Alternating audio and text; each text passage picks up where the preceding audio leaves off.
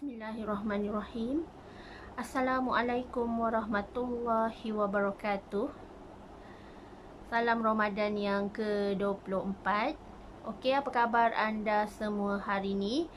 Soleha doakan agar anda semua sihat dan sentiasa berada dalam keadaan yang tenang, bahagia, ceria di hari akhir 10 hari yang terakhir Ramadan.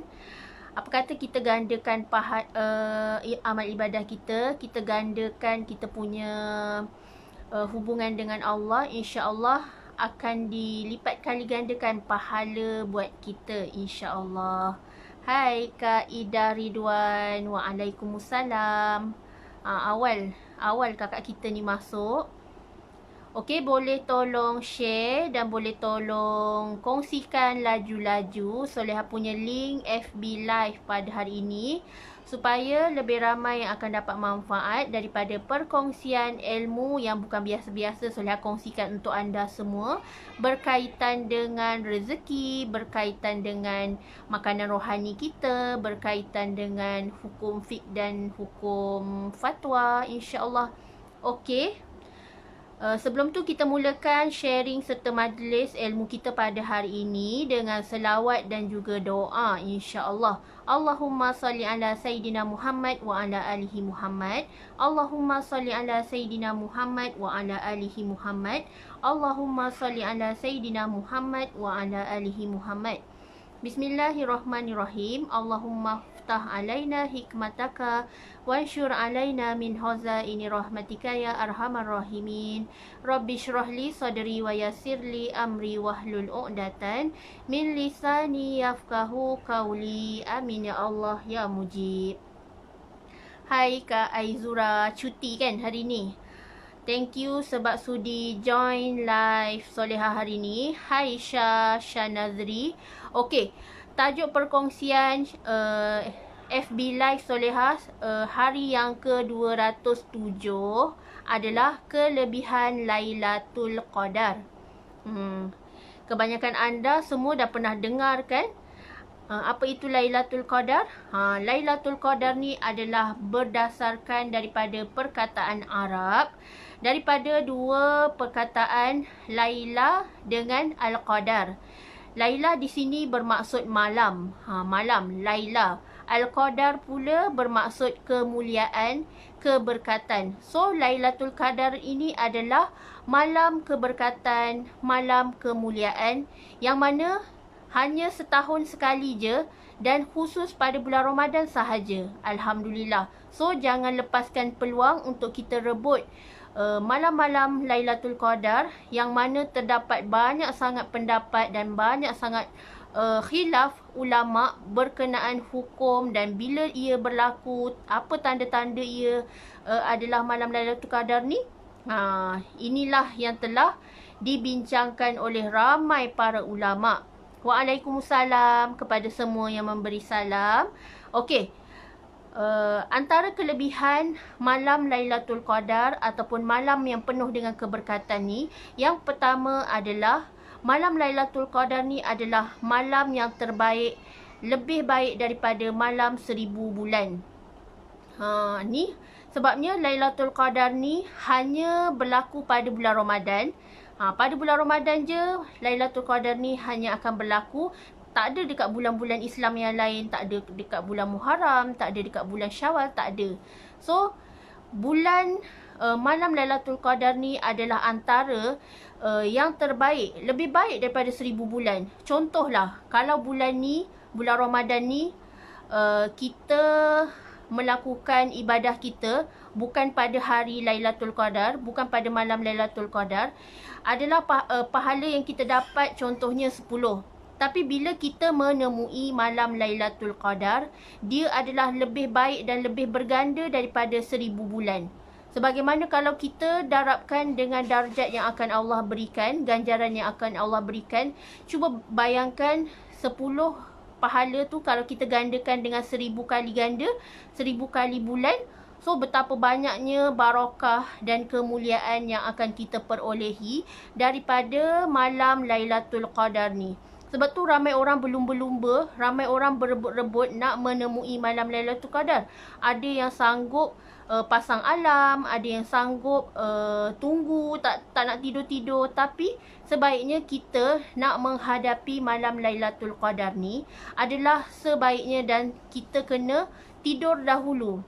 Supaya bila malam Lailatul Qadar ni bila kita bangun daripada kita nak tunggu ni, kita bangun dengan perasaan yang sangat teruja, di mana kita nak beribadah kepada Allah, kita nak menadah tangan, nak meminta doa dan hajat kepada Allah pada malam yang penuh berkah ni.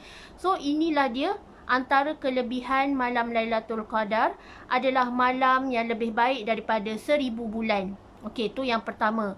Yang kedua, kelebihan malam Lailatul Qadar adalah di mana malam ini para malaikat Jibril dan para malaikat lain akan turun ke bumi dan memberikan rahmat kepada seluruh manusia yang sedang berjaga, yang sedang beribadah, yang sedang berzikrullah, yang sedang mengaji. Apa-apa saja amalan-amalan yang baik yang hamba Allah ni lakukan, semata-mata dia bangun, dia korbankan masa tidur dia. Orang lain sedang enak diulit mimpi, tetapi dia bangun sebab nak rebut keberkatan daripada malam Lailatul Qadar ni. So, pada malam Lailatul Qadar ni memang telah difirmankan oleh Allah Subhanahu Wa Taala, para malaikat rahmat, malaikat Jibril, malaikat yang lain-lain juga akan turun dan memberikan keberkatannya kepada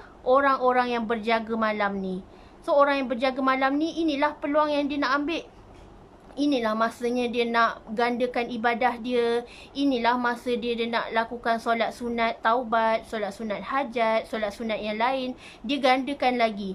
Dan dia sanggup korbankan berjam-jam lamanya. Contohlah dia berjaga pukul 2 pagi dia dah bangun dah, semata-mata nak tunggu keberkatan malam 1000 bulan ni, Lailatul Qadar ni. So, dia sanggup korbankan tidur dia, dipasang alarm, dia kejut suami, dia kejut anak-anak, sama-sama bangun untuk beribadah, nak gandakan pahala, nak gandakan kita punya connection dengan Allah macam mana, kita nak minta doa dengan Allah, nak minta sesuatu hajat dengan Allah, insya-Allah inilah caranya. Malam Lailatul Qadar adalah malam di mana rahmat diberikan dan diturunkan kepada sesiapa sahaja yang bangun semata-mata menunggu malam ini. Dan dibincangkan oleh ramai para ulama, malam Lailatul Qadar ni berlaku pada malam-malam ganjil, di mana pada malam 21 Ramadan, 23 Ramadan, 25 Ramadan, 27 Ramadan, 29 Ramadan adalah antara waktu-waktu yang memang ditargetkan dan memang akan berlaku malam Lailatul Qadar. Walaupun semua ni adalah rahsia Allah dan kadang-kadang manusia tak tahu bila berlaku. Tapi sebab ada tanda-tanda macam mana kita nak menunggu malam Lailatul Qadar ni, sampaikan kita sanggup bersengkang mata nak tunggu. Dan sementara tunggu tu, apa lagi kita buatlah ibadah. Kita laksanakanlah solat sunat kita, banyak-banyak zikrullah, pegang tasbih, mengaji. Lepas tu banyaklah lagi aktiviti yang kita boleh buat sementara menunggu malam Lailatul Qadar ni. Waktu dia hening, waktu dia mendamaikan, dan adalah antara tanda-tanda di mana itulah keberkatan malam Lailatul Qadar. Ini adalah kelebihannya. Para malaikat bila dia turun dia bawa rahmat, time tu kita tadah tangan, kita angkat tangan kita untuk memohon doa kepada Allah.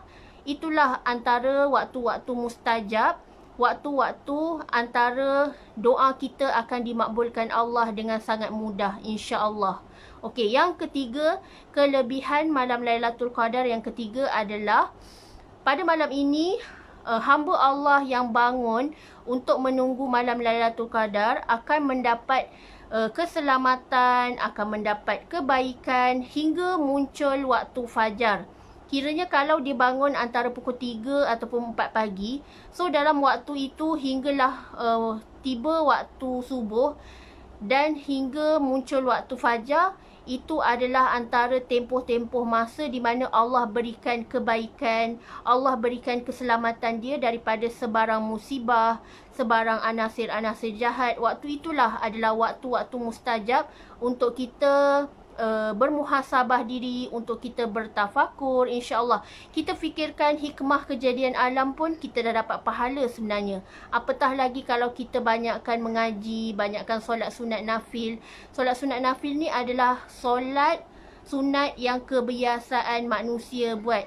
Contohnya solat sunat hajat, solat sunat taubat, solat sunat witir, solat sunat tasbih. Ni adalah antara solat sunat nafil. Okey. Ini adalah antara kelebihan malam Lailatul Qadar. Kita akan diberikan keselamatan, kita akan diberikan kebaikan daripada Allah Subhanahu Wa Taala itu sendiri. Okey, ni yang ketiga.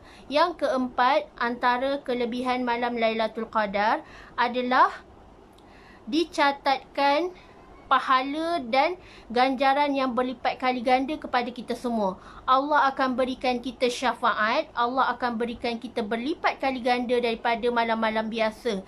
Di mana pada malam Lailatul Qadar ni, kita punya doa, malaikat aminkan, kita punya hajat, kita punya keinginan, apa sahaja yang kita minta pada waktu malam Lailatul Qadar ni, insya-Allah akan dimakbulkan Allah dengan sangat mudah. Sebabnya waktu ini malaikat rahmat turun, dan pada waktu ini adalah waktu hening, di mana waktu untuk kita mustajab menadah tangan, kita nak mengadu dengan Allah, kita nak meminta segala hajat, nak mengadu masalah keduniaan ke, kita mengadu hanyalah kepada Allah Subhanahu Wa Taala.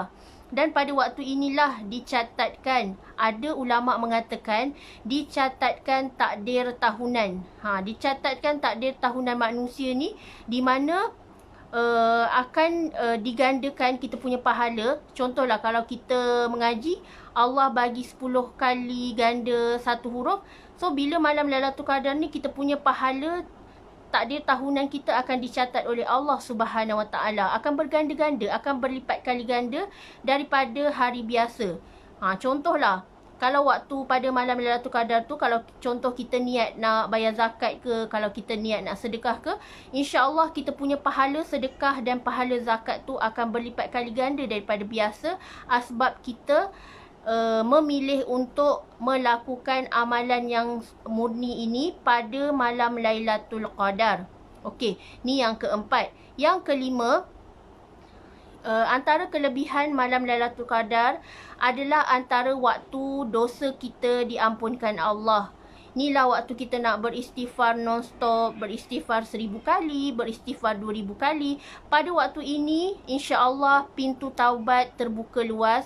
Allah akan mengampunkan dosa-dosa kita.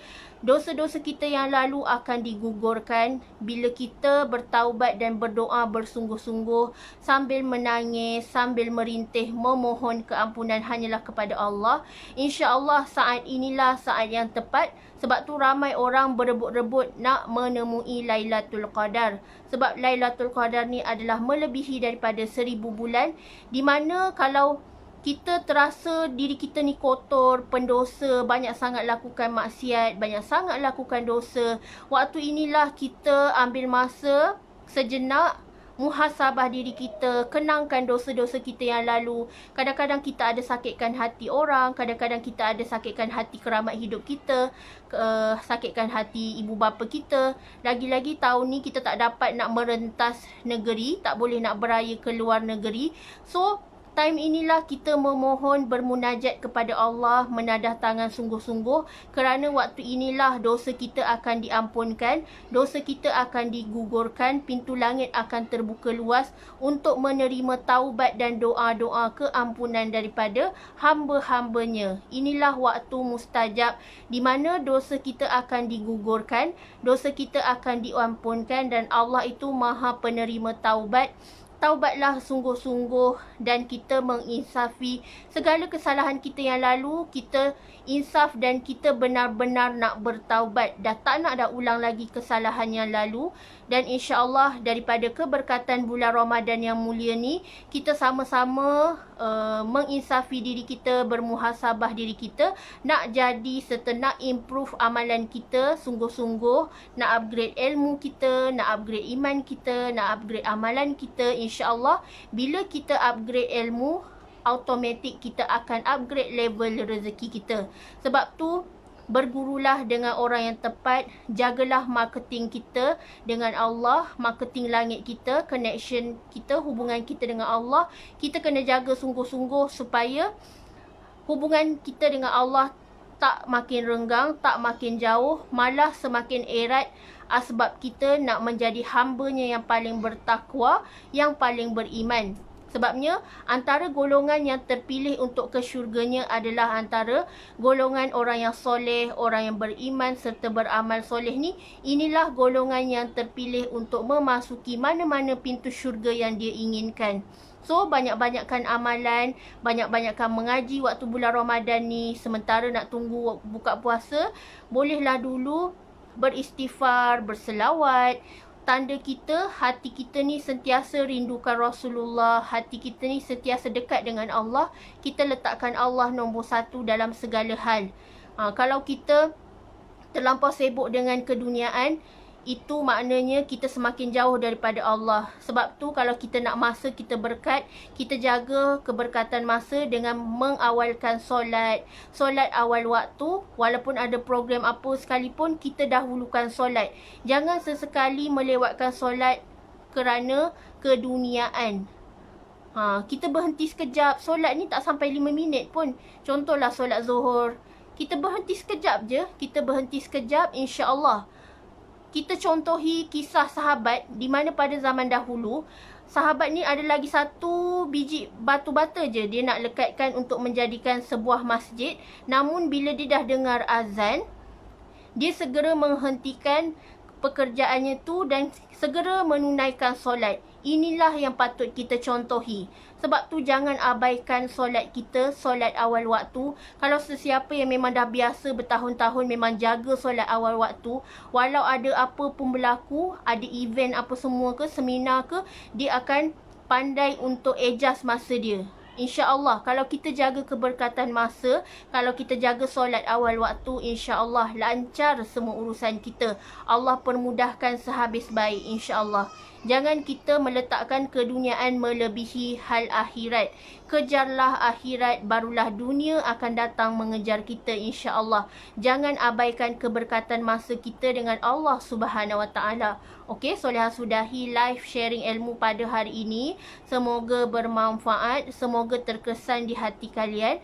Okey, Solehah tak boleh nak cakap lama-lama sebab Solehah ada sesi seminar ni. Ada sesi seminar Z2M, belum habis lagi untuk sesi petang. InsyaAllah semoga kita boleh bertemu lagi di kesempatan hari-hari yang akan datang untuk perkongsian tajuk yang lebih menarik, lebih mendalam untuk kita dekat dengan Allah, insyaAllah. Okey, selamat berpuasa, selamat berbuka puasa. Maafkan salah silap Solehah, andai ada yang terkasar bahasa, ada yang tersalah bicara, Solehah mohon ampun dan maaf. InsyaAllah sama-sama kita berjaya dunia akhirat. Okey, wabillahi taufiq wa hidayah. Wassalamualaikum warahmatullahi wabarakatuh.